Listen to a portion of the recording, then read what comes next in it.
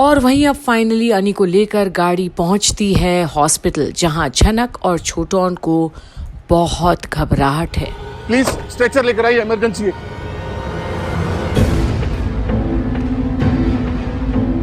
Sir जी एक second.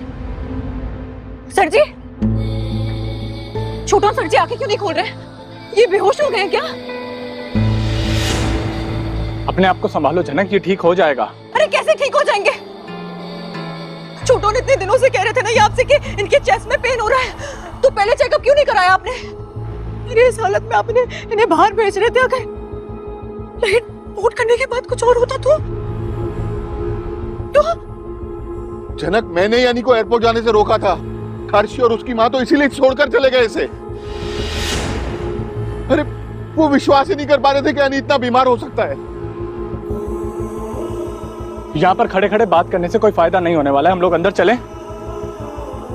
चलो हाँ। सर जी। और अब फाइनली आदित्य के कहने पर अनी को लेकर जाते हैं अंदर स्ट्रेचर पर। छोटोन, आप लोग इसे संभालिए, मैं आता हूँ, डॉक्टर से बात कर। छोटोन।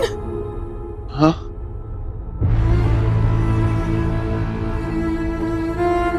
बोलिए ना सर जी, ठीक तो हो जाएंगे ना? बोलिए ना। नहीं नहीं जनक, इतना गलत नहीं हो सकता हमारे साथ।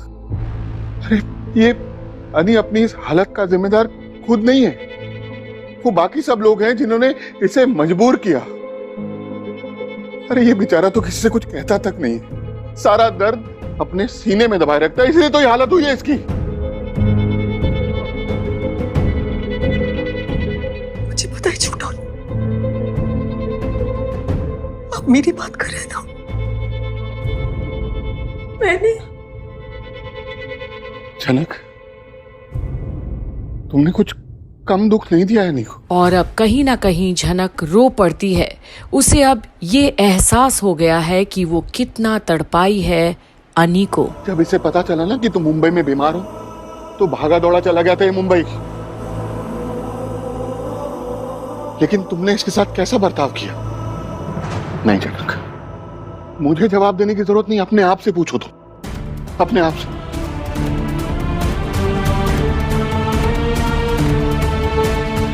मैं इनके भले के लिए करी थी कि इनका घर ना टूटे, इनकी शादी ना टूटे। अरे तो कुछ हासिल हुआ ये सब करके?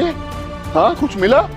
अगर तुम इसके साथ प्यार से पेश आती तो शायद ये इतना दर्द लेकर मुंबई से नहीं लौटता।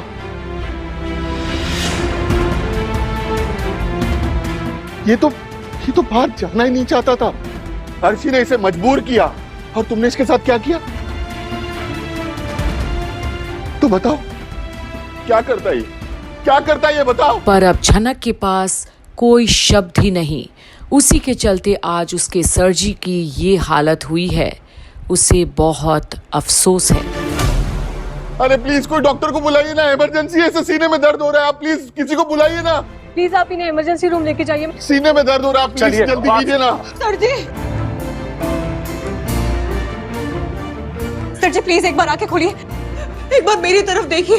आपको कुछ नहीं होगा, आप ठीक हो जाएंगे। प्लीज अनी, सर जी प्लीज मेरे लिए आंखें खोलिए, प्लीज प्लीज। चलो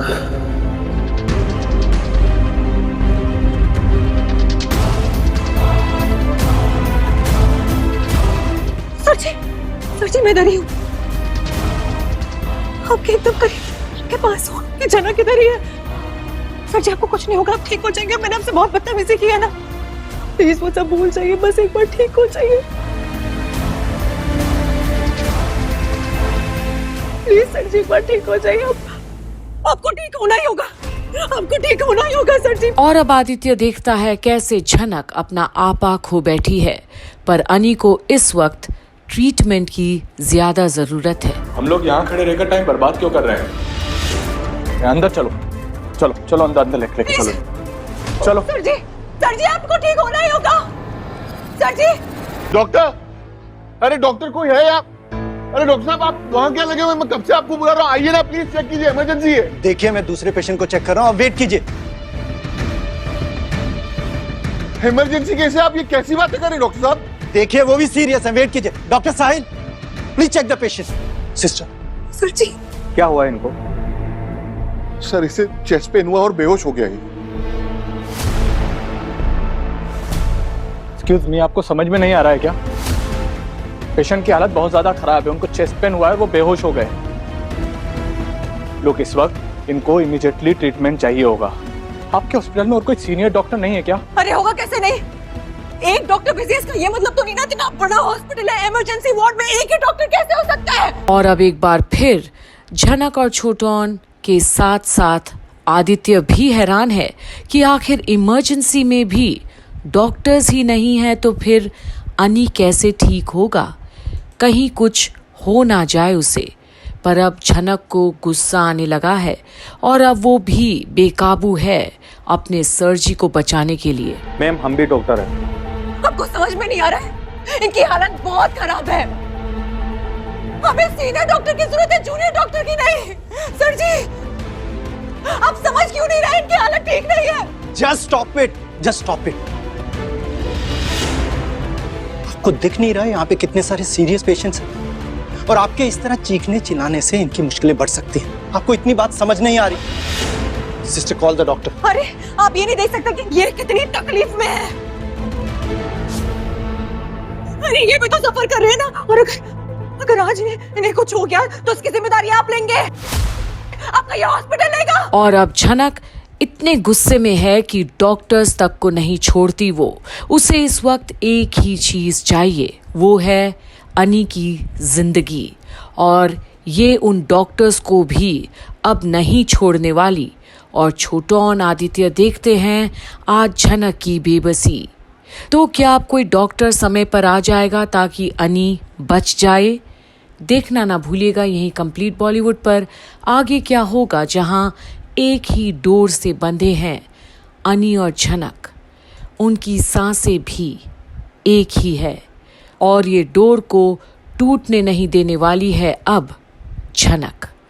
बने रहिए कंप्लीट बॉलीवुड पर आगे की अपडेट्स के लिए। मैम, हम भी डॉक्टर हैं। आपको समझ में नहीं आ रहा है, इनकी हालत बहुत खराब है।